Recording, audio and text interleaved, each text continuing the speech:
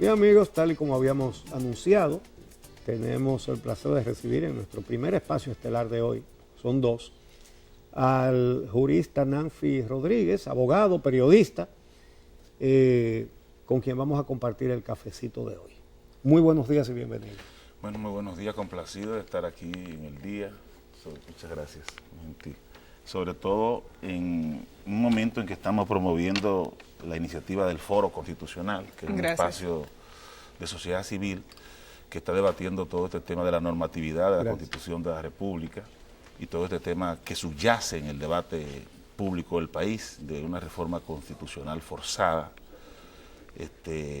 Ya hemos hecho un foro aquí en la capital, hicimos uno en La Romana con mucho éxito y tenemos otro en Higüey y así estaremos en Santiago, estaremos en San Cristóbal, San Pedro de Macorís. Esa es una actividad que ojalá la hiciera mucho más gente hoy día, ¿verdad? Ahora, uno tiene que preguntarse una cosa. Si Danilo Medina no se postula y resulta candidato Leonel Fernández, ¿cómo se haría Foro Ciudadano en el 2024? Cuando Leonel Fernández trate de quedarse otra vez. Mira, Uchi, tú estás planteando uno de los problemas, digamos que ha representado una tara histórica en la historia constitucional de este país, que es el tema de la reelección presidencial. El presupuesto básico para una reforma a la Constitución, para la reelección o para cualquier otro tema, es adaptar la realidad jurídica a la realidad política. ¿Qué es lo que pasa con una reforma constitucional en estos momentos? El 70% de la población dominicana, cuando tú mides la temperatura de la opinión pública, está en contra de una reforma constitucional para la reelección. Consecuentemente, el único medio de imponer una reforma a la Constitución de la República serían medios espurios. Ahora bien, al margen del problema coyuntural y de este debate que a veces se torna díscolo, que si Leonel, que si Danilo Medina, yo pienso que ciertamente hay que poner límites al tema de la reelección en la Constitución de la República. Pero ellos mismos la desbaratan después. Y se puede hacer a través de una cláusula, de esas cláusulas que son intangibles de la Constitución. Por ejemplo, en la Constitución coreana, de Corea del Sur, hay una cláusula en el artículo 128 de esa Constitución que establece que las reformas constitucionales que varían el modelo de presidencialismo ni benefician ni perjudican al presidente de turno. Esa es una excelente cláusula para terminar con estos 174 años que hemos tenido de... ¿Cómo es? Repite. En la Constitución coreana, de Corea del Sur. Corea del Sur es una nación que se levanta como una gran potencia económica en medio de muchas potencias económicas, pero que tienen pocas libertades públicas. Bueno, al lado está Corea del Norte, que es una dictadura.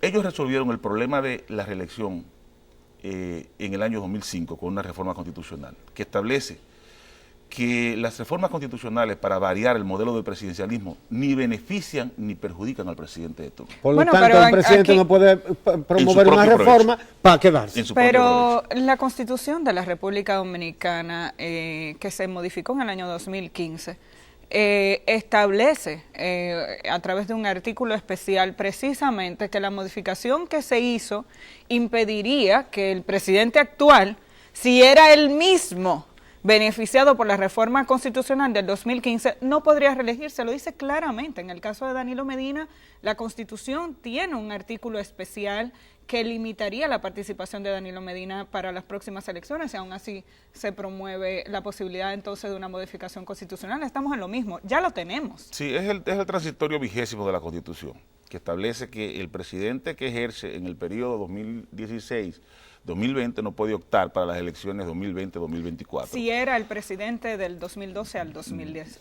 Al 2016. En todo caso, lo que tú planteas es interesante, Amelia, porque en los círculos jurídicos se ha planteado la cuestión de si una reforma constitucional o una violación a la Constitución, que son dos cosas distintas. El incumplimiento del artículo 20 de la Constitución de la República plantea un serio problema respecto del cumplimiento de la Constitución como acta normativa del poder político y como límite al poder. Por el hecho de que una cosa es tú reformar la Constitución en abstracto, es decir, tú reformar el artículo 124 de la Constitución sobre el modelo de presidencialismo, y otra cosa es tú incumplir o desobedecer un mandato que tiene aplicación singular y específica para una persona específica, en este caso el presidente de la República.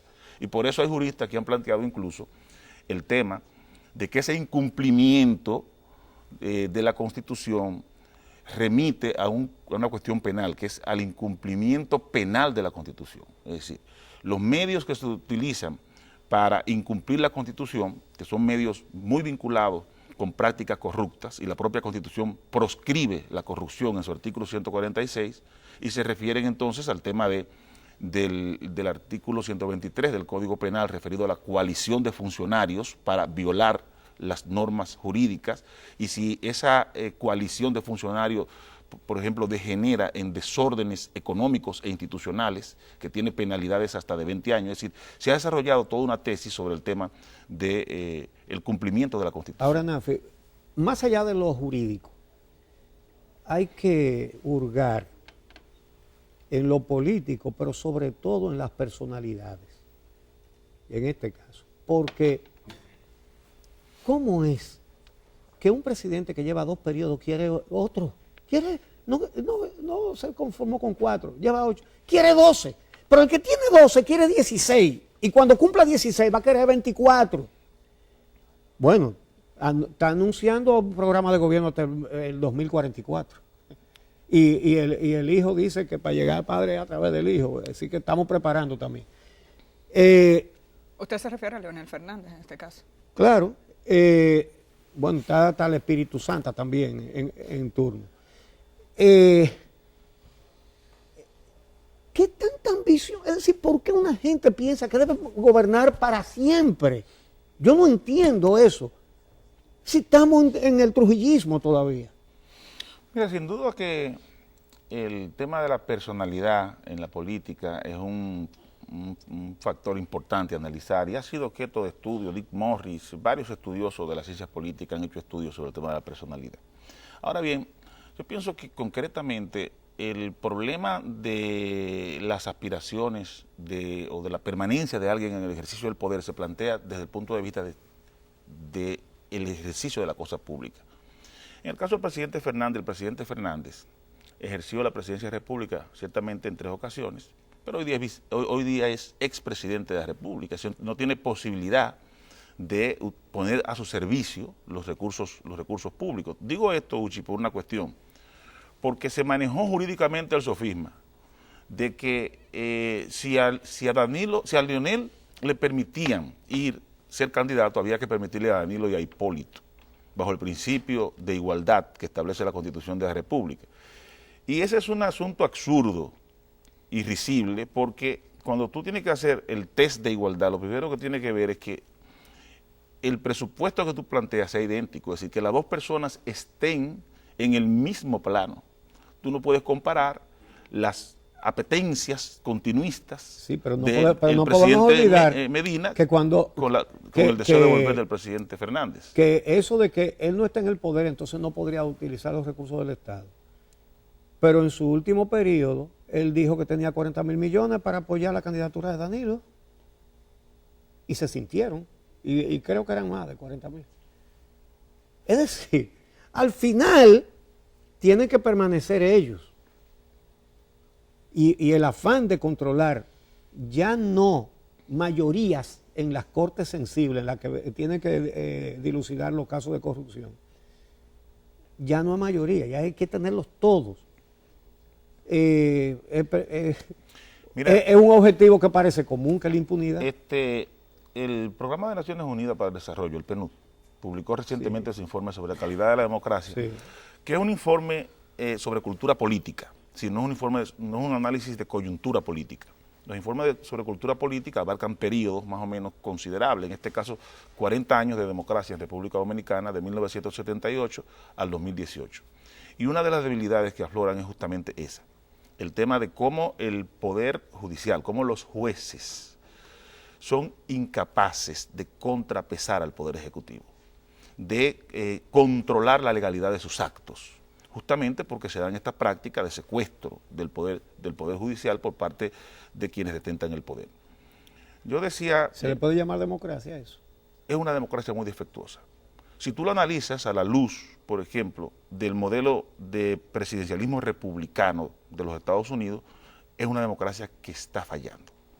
Y está fallando por el hecho de que el miembro del comité central de un partido no puede renunciar a su condición de miembro del comité central de ese partido el día siguiente de ser elegido presidente de la Suprema Corte de Justicia. Porque por vez primera, esa imagen de un presidente de la Corte Suprema con una gorra reeleccionista pidiendo 4 años, sí, eso es una imagen patética. No es exactamente lo mismo que Mariano Germán, pero casi. Sí, tradicionalmente hubo prácticas simuladas, eso no podemos negarlo, en la elección de las altas cortes en República Dominicana, tanto con el Senado como con el Consejo de la Magistratura. Pero lo que estamos viendo ahora son 2 imágenes. De un lado, la imagen de la venda de la diosa Temis, que no le interesa ver a quién juzga, y de otro lado un presidente de la Suprema Corte de Justicia que sí le interesa ver a quién juzga. No, pero no estamos hablando de lo mismo. Por su procedencia. Cuando nosotros vamos, yo me quiero ir al 2010, el doctor Leonel Fernández modifica la Constitución y elimina el nunca jamás. Sí. Y se habilita otra vez como presidente cuando en realidad teníamos ya un sistema de elección que permitía los 2 periodos consecutivos y el nunca más. Ahora, en la Constitución del 2015 se reforma en base a un acuerdo político en el que participan todos. Sabemos que hubo presión a los sectores internos del PLD para que eso se lograra, pero ok, volvemos al modelo de 2 periodos consecutivos y nunca más, y Leonel aspira, Hipólito aspira. Al final, cada uno ha logrado el mecanismo para habilitarse de nuevo. La Iglesia Católica ha hecho unas críticas muy interesantes durante este fin de semana, donde habla de incluso el secuestro de los poderes del Estado y la posibilidad de que nos encontremos frente a una dictadura. Alguien habla de dictadura constitucional, otros hablan de la dicta blanda. ¿A dónde nos lleva este acomodo de las leyes? Cuando me conviene las utilizo de este lado y cuando no me conviene las veo de una forma diferente. Sí, mira, la reforma constitucional del año 2010 representó un salto cualitativo en la historia del constitucionalismo dominicano, porque se dio el paso del Estado liberal de derecho al Estado social. El Estado social es ese Estado de derecho en que los derechos fundamentales, los derechos de la persona y el funcionamiento de los pesos y contrapesos, los llamados check and balances, de que hablan los norteamericanos, pues tienen una vigencia efectiva. Lo que ha pasado en República Dominicana es que ese Estado social que proclamó la Constitución del año 2010 ha sido muy mediatizado por una clase política que no ha entendido el punto donde se llegó. Si donde se llegó en el 2010 fue justamente donde llegó Europa después de la Segunda Guerra Mundial, a ese estado de cumplimiento de una Constitución normativa, no de una Constitución meramente enunciativa.